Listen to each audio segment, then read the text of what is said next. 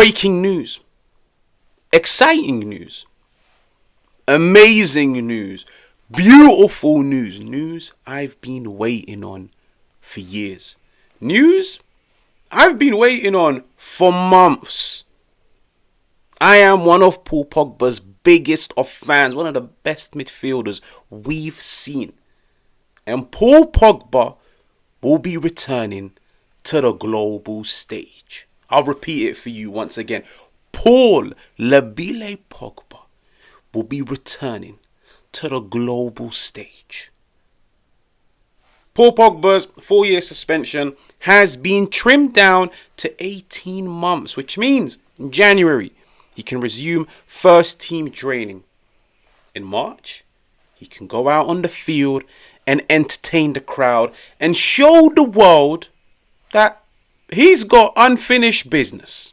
But in this video, we'll just summarize the suspension, what it means for Juventus, what it means for Thiago Motta, and what are the concerns around Paul Pogba. So if you're new, make sure to subscribe, make sure to hit the like, make sure to let me know what you think of this amazing news, what you think this news means for Motta, for Juve, for Serie A, for football as a whole.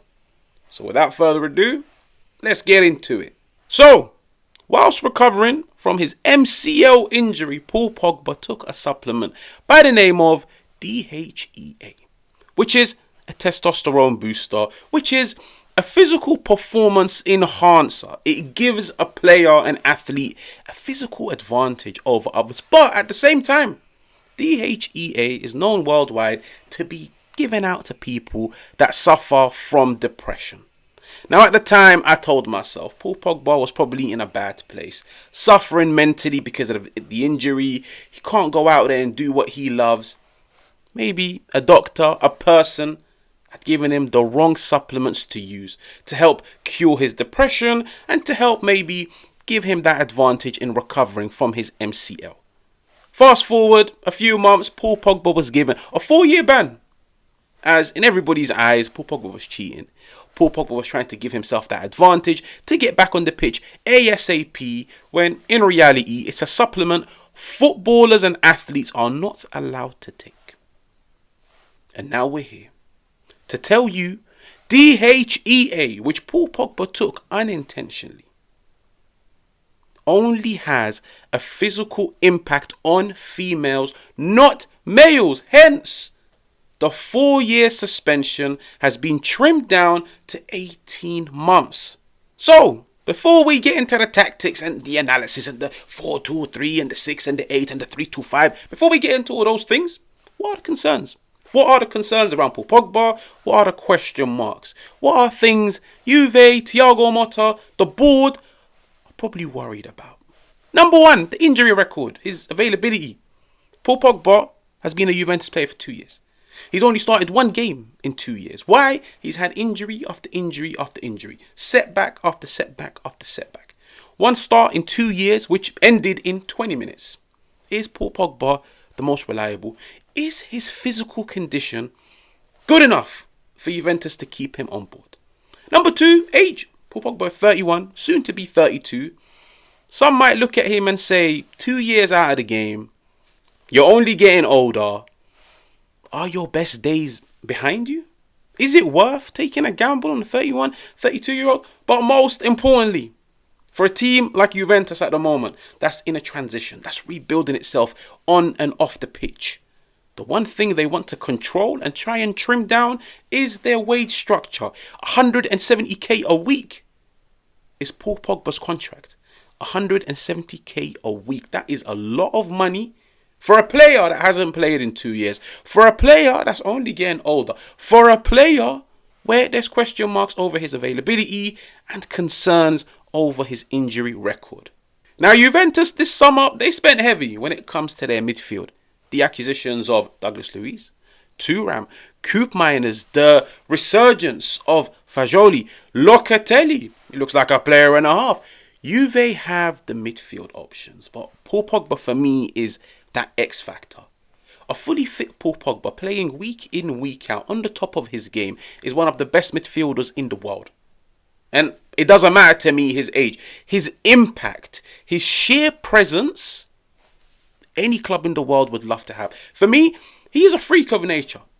When you look at his physique, his physicality, his technical ability, he has so many weapons in his arsenal. He's a player that can impact games in a variety of ways. For me, he is Juventus' X factor. For me, he is a player that walks into that Juventus squad and elevates them 3-4 levels up.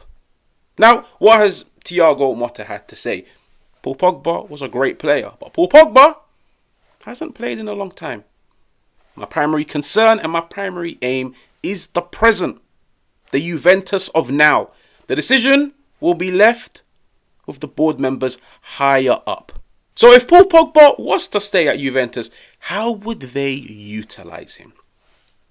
Route number one, in a 4-2-3-1, where he can play as part of that top double pivot, and you can partner him with anybody. Why? Paul Pogba in those deep areas is one of the best ball progressors in the world. Left foot, right foot, his ability to scan the pitch, his ability to carry the ball and hurdle challenges. And the beautiful thing is, once he gets into the final third, the X factor is there. He is a stardust player. But option one, 4-2-3-1 in the double pivot. Second option, 4-2-3-1, but a player that offers something different to Koop Miners in that role behind Dusan Vlahovic. So he provides rotation with Koop Miners, and once again, this showcases his versatility. The third option is my favourite one, because when you look at Juventus this year, they've got a lot of midfielders. They've got a lot of talented midfielders that can offer different things, whether it's in phase 1, phase 2 or phase 3 of the pitch. The 4-1-2-1-2 diamond. Juventus can now field 4 midfielders. They've got the ball progressors. They've got the 2 interiors, the 2 box-to-boxes. They've got the architect behind the 2 attacking players, in my opinion, of Kenan Yildiz, that can stretch the pitch and go long, and the Dusan Vlahovic. Paul Pogba will provide rotation, versatility. He will open a lot of doors to this Juve team tactically. So, the final part of the video is the Juventus proposal. Hypothetically, let's just say I was part of the Juventus board. What would I offer to Paul Pogba and why? Number one, I would keep it as a short-term deal. I wouldn't trim it and I wouldn't extend it. Paul Pogba's current deal ends in 2026, which means once he returns to football, he's got under 18 months. In those 18 months, he needs to prove himself to everybody. He needs to prove himself to the fans, which he owes a lot to the Juve board, to the Juve manager, and most importantly, his teammates.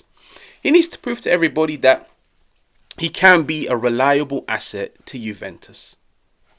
Reliable in his availability, reliable in his consistency, reliable in his performances on the pitch. Secondly, I wouldn't be surprised if Juventus offered him low wages.